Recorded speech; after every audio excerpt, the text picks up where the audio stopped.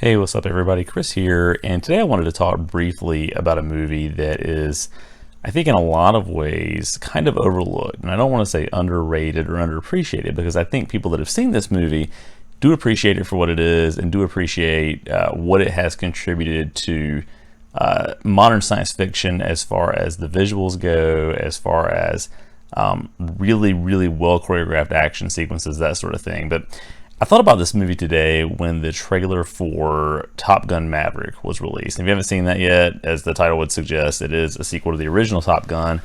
It has Tom Cruise, and it was directed by someone, Joseph Kosinski, I think I could be mispronouncing that, who directed the movie that I want to talk about. And that was another pairing with Tom Cruise and that director.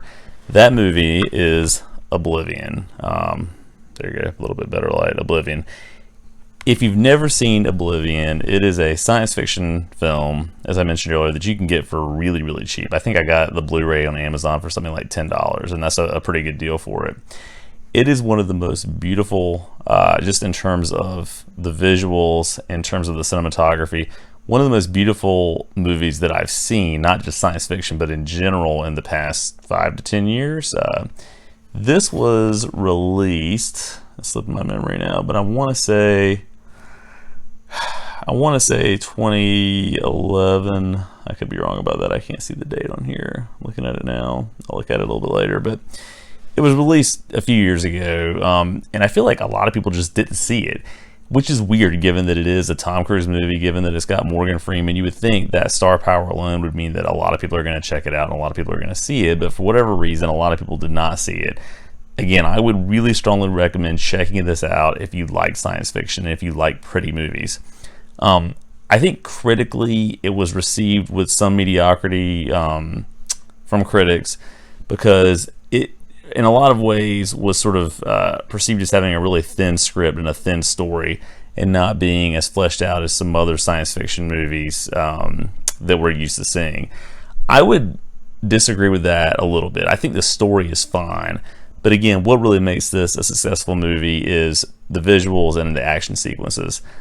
It totally makes sense to me that they got the director for this movie to direct Top Gun Maverick, because it has got one of the best aerial chase sequences I've seen in any movie ever toward the end of the movie. It's just really well done. It's really engaging. One thing this movie does really well too is it has some great robotic villains, one of which I don't want to spoil anything because it actually does have a major plot element tied to it, but there are some drones in this movie that are just terrifying and very, as the name would suggest, kind of mechanical in the way that they approach enemies and how they handle it. But just great special effects, great sound effects, just really engaging from start to finish.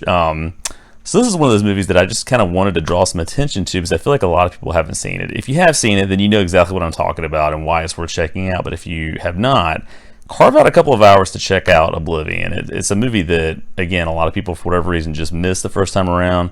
I think maybe because of its critical reception, but I really liked it a lot. So if you've seen Oblivion, let me know what you think about it.